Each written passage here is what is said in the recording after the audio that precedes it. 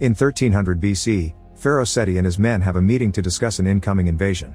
The pharaoh asks the high priestess to use her divination powers to see the future, and the priestess kills a duck on the ritual table to use its organs. The resulting prophecy says that a person will be saved in the war and soon become a leader. It will either be General Moses or Prince Ramses, as they are in charge of the attack that will overthrow the Hittites at Kadesh. After the ritual, Seti gives Moses the prince's sword, and Ramses receives Moses, as it will set as a reminder of their brotherhood and protect each other at all cost. Then the young men leave to meet the armies, and Ramses and Moses ride a different carriage as the tropes follow them loyally. Arriving near Kadesh, Ramses discusses tactics with the commander and takes over the generalship and the distribution of forces to be sure they are victorious. Meanwhile, the community of Hittites does their routine as a tribe without bothering anyone. Suddenly, a panicking Hittite soldier quickly approaches their tribe to alert everyone of the arrival of Egyptian soldiers, so the Hittites immediately prepare as soldiers collect their weapons and shields. Arriving near the Hittites' territory, Ramses signals his men to launch an attack. They shower the Hittites with arrows in order to target numerous enemies at once. This effectively kills multiple men and horses at the same time. Another wave of arrows is shot before the Egyptian soldiers march forward, colliding with the human shield created by the Hittites. The encounter between the Hittites and the Egyptians quickly becomes brutal, full of death and screaming everywhere. Unfortunately, Ramses falls on his ride when it crashes on an arriving carriage. A Hittite soldier takes this chance to attack Ramses, but Moses uses a spear to save his friend from death. When the battle becomes impossible to handle and loss seems imminent, Moses orders his men to retreat and bring Ramses. Then Moses finds another carriage and rides it as they abandon Kadesh. On their way out, they still leave most of their men behind, fighting against the Hittites. When they arrive in Memphis, the people welcome them with cheers as they celebrate their return. Seti summons Moses to receive a report on the battle, and while Moses doesn't say the whole truth, he does mention that he saved Ramses' life. Seti thanks Moses for his deed and tells him that he is more capable of being a good leader for the kingdom than Ramses. Afterward, Seti, Moses, and Ramses listen to a lecture to learn more about their enemies. Seti stops the speaker and asks Ramses to rephrase the man's teachings, but Ramses just shrugs. The priest takes over and informs the king about the situation, mentioning the enslaved people in Pithom.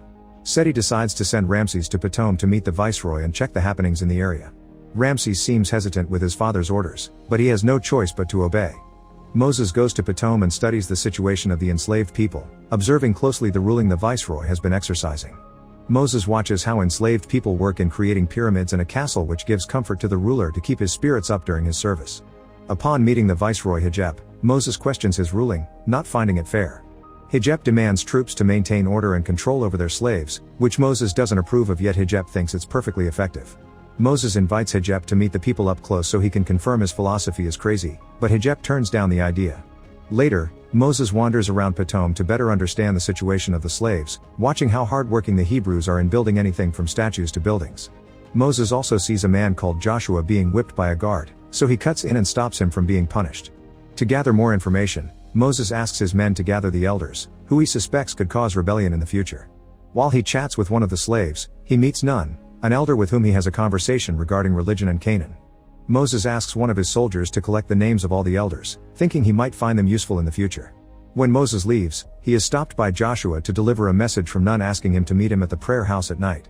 After returning to the palace, Moses confronts Hijep over his management activities, demanding to check the report records from the projects and laws he has implemented.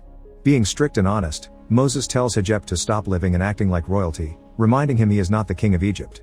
In the evening, Moses leaves to meet the elders in the prayer house. Nun asks him if he can send his guards outside before he starts narrating the Hebrew's own prophecy, explaining to Moses his background and origin. Moses is a child of Hebrew parents, but his sister sent him because at the time of his birth, there was an ongoing extermination of Jewish heirs. Moses gets mad upon hearing Nun's stories and decides to leave. Nun tries to stop him, so Moses orders the other elders to abandon the prayer house to finish hearing the story.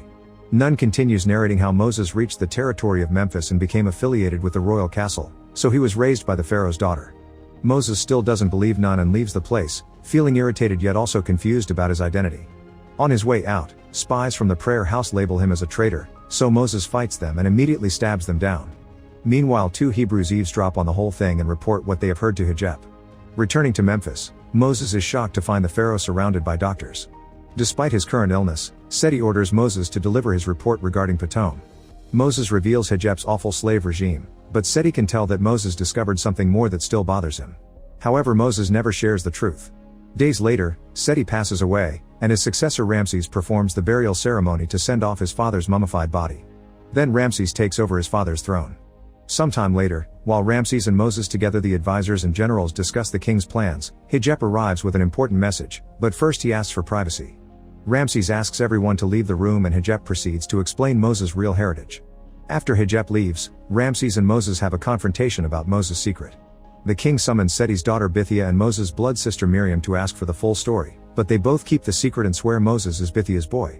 Furious, Ramses threatens to hurt Miriam if Moses keeps on lying, so Moses surrenders and finally confesses the truth, for which he's sent to jail.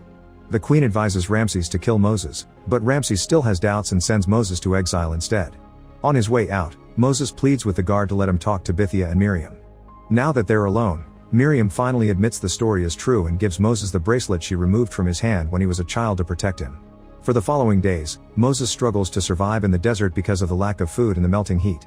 Eventually he finds his sword hidden on the horse's back, but when the horse dies, Moses has no choice but to stop his wandering to decide how to proceed. While he's resting, two enemies pass by and decide to attack him. They try killing him with their swords, but Moses is still the best warrior in the land and defeats them both. Taking the enemy's horses and supplies, Moses continues his journey by traveling across the desert until he reaches the Red Sea. He notices a group of women retrieving water that is pushed away by a group of goat shepherds, demanding water for them first. Moses immediately cuts in and shows them his sword, causing the men to back off and send their goats away from the water pump. Zipporah is very thankful for his help and invites Moses to their community to eat and rest. Zipporah's father interrogates Moses, but he doesn't share his story or his troubles just in case. At first Moses intends to just stop temporarily, but the longer he stays there, the more he likes it. In the end, Moses becomes a shepherd too, and he and Zipporah develop a romantic relationship that results in marriage. 9 years later, Ramses orders his men to build his tomb and palace, and hundreds of slaves are brought to Memphis for the task. Ramses demands the project to be done as fast as possible, disregarding the problems such speed may entail. Meanwhile Moses plays with his son Gershom and they discuss the legend of God's mountain. Moses never believed in such superstitions, which confuses the kid because the rest of the family is very devoted to their God. Later, Gershom tells Zipporah about his father's claims, which makes her confront Moses to discuss the education of their kid while he's out with his herd. It's raining rather heavily, but Moses still follows the sheep even when the water and the mud make it difficult to climb. The sheep go up the forbidden mountain and as Moses catches up to them, a landslide suddenly happens. The falling combination of mud and rocks pushes Moses to the ground and he soon loses consciousness. Hours later, Moses wakes up and finds himself buried in mud. Suddenly, he hears someone calling his name and notices a mysterious blue flame burning a few meters away from him. Then a child called Malak appears and while he makes a little pile of rocks, he reminds Moses that he is a general. He asks him to become a leader again and check on his people, who are having trouble. After the boy disappears, Moses is swallowed by the dirt. Sometime later, Moses wakes up at home after being rescued by Zipporah, who is attending to his wounds and broken leg. Moses tells her what he saw in the mountain, believing it to be a message from God. Zipporah doesn't believe him and says it's a delusional effect of his accident, so Moses has no choice but to tell her the whole truth about his past. Zipporah still thinks it's the pain talking and tells him to rest. When Moses recovers and tries to spend time with Gershom, he finds him making the same pile of rocks he saw on the mountain, and suddenly the kid gains Malak's face. Seeing as his destiny will never leave him alone, Moses finally comes to terms with the fact he needs to go back to Memphis. After preparing his horse and sword, Moses asks Gershom and Zipporah's permission, but both get mad at him for his decision, feeling like they're being abandoned. As soon as Moses arrives in Pitom, he sees slaves getting burned day and night. He looks for the prayer house and finds Nun, Joshua, and a group of people who seem to be his blood relatives, including his brother. Meanwhile Ramses wakes up in the middle of the night feeling restless. He checks on his wife and his son before going to the horse, where Moses ambushes him and demands he frees the slaves or there will be consequences, saying he's been sent by God before leaving. The next day, Ramses announces Moses has lost his mind and orders his men to kill him and his family. Moses had said he isn't here for the throne, but Ramses still feels threatened by the prophecy. A whole army of Egyptian soldiers attacks Pitom to locate Moses, but everyone protects him and they don't tell the soldiers where Moses is. Meanwhile Moses and his family hide underground to stay safe. Frustrated over the lack of progress, Ramses chooses to kill random Hebrew families until Moses shows himself. This move finally convinces slaves to join the army that will fight Ramses and his soldiers.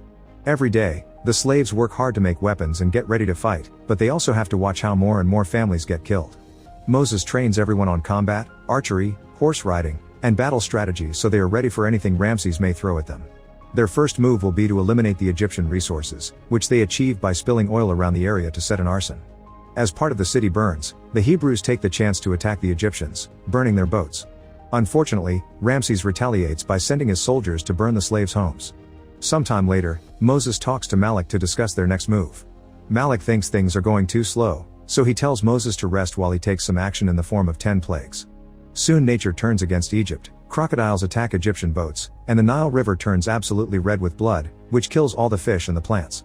The second plague consists of hundreds of frogs suddenly taking over the city, especially the royal palace. The third is an invasion of lice and gnats that bring a bad smell and make everything dirty, not to mention their attack on the food. The fourth plague fills the city with flies that bring skin diseases to the citizens and even start affecting Ramses too. It also kills the crops. The Hebrews send a message to Ramses, saying he must free them or the plagues will get worse. However, this only angers Ramses and he makes the slaves work even more. Moses tries to talk to God, wondering who exactly is being punished considering the slaves are suffering as well. The next plague is a pestilence of livestock, which starts killing big animals like the cows that provide milk and the royal horses. Hunger becomes an extremely severe problem, yet Ramses keeps on killing Hebrews as punishment. Another plague is the appearance of boils on everyone's skin. The seventh plague is a thunderstorm of hail that even brings a hurricane near the area. Moses is feeling frustrated with God and his choices, but Malak is far from gone. The eighth plague sends a bunch of locusts that cover the whole city and ruin the remaining crops. Ramses' advisors warn him that people are hungry, but Ramses refuses to share his own provisions. The citizens try to enter the castle to steal food, yet Ramses sends his soldiers to kill them in a horrible massacre. Ramses' royal assistants are starting to turn against him and leave the castle. Afterward, a bolt of lightning hits the city and leaves it in darkness, which is the ninth plague. Desperate, Ramses goes to pray to his own gods and challenges Moses' deity, threatening to kill every Hebrew child. Meanwhile, Moses meets with Malak, demanding things to stop because Hebrews are suffering too. Malak refuses because kings that think of themselves as gods deserve to be punished. Then Malak tells Moses about Ramses' threat and shares his idea for the 10th plague, which Moses absolutely hates. As the plague of darkness finally goes away, Moses goes to Ramses' palace to inform him that if he doesn't let the slaves go before sunset, something terrible will happen to his child. Afterward, Moses goes to see his allies and orders them to kill a lamb to mark their doors using its blood. This will keep them safe from the 10th plague. The Hebrews do as Moses says and go to bed in peace, but Ramses is nervous and sits next to his son all night. At midnight, a mysterious darkness covers the city, and one by one every Egyptian child slowly loses their breath once it passes through their bodies. Ramses checks on his son and is devastated to see he's dead as well. The next day, Ramses and his soldiers go to Moses to show his dead baby and call Moses God a child murderer. However, Moses informs him no Hebrew kid died, proving he's on the side of the right God. A furious Ramses refuses to accept this and kicks all the Hebrews out of Egypt. While the Hebrew community finally leaves the slave days behind, Ramses and his wife say goodbye to his son. His grief makes him decide he'll follow the Hebrews and kill them all to get revenge. Meanwhile, Moses guides the Hebrews through the desert in the direction of the Red Sea. The people are tired, but Moses pushes them to walk because they won't be safe until they cross the sea. When they hear Ramses and his men are coming after them, Moses chooses to go through the highlands to stop the chariots from following them quickly. Sometime later, they find a fork in the road, and Moses asks for Malak's help, but Malak never answers his prayers. Disappointed, Moses chooses what he feels is right. Eventually, the Hebrews reach the Red Sea up front instead of around it, and Moses refuses to accept he was wrong, so he tells his people this is just a break to rest. However, when he's alone, Moses tells God he's failed everyone and throws his sword into the sea. Minutes later, a falling light enters the water. The next morning, the Hebrews find lots of birds flying above them and the sword floating on the surface. When Moses grabs it, the waters behave strangely, and Moses realizes this is the right moment to cross. The people are scared, but Moses convinces them to believe with a heartful speech. As the waters move to allow the Hebrews to pass, Ramses orders his chariots to hurry, causing them to go too fast on the mountains and many of them fall in the way. A landslide also kills many soldiers, so Ramses allows half his army to go back. The Hebrews finish crossing the sea, so by the time Ramses and his men arrive, the waters are returning to their original place. Ramses' men run away, but many of them still are drowned by the waves. Only Ramses stays, and Moses comes back to confront him, but before they can clash their swords, the sea takes them both and the rest of the Egyptian soldiers. Moments later, Moses and Ramses appear on opposite shores. While Moses talks to his people, Ramses finds his entire army dead and realizes he isn't so powerful anymore. A few days later, Moses guides the Hebrews to his home and he reunites with Gershom and Zipporah, who receive him warmly. While the Hebrews settle down, Moses goes to Mount Sinai and meets with Malak, who tells him the 10 commandments that will serve as the law of his people. Make sure to subscribe and turn on notifications so you can watch more videos like this. Thanks for watching.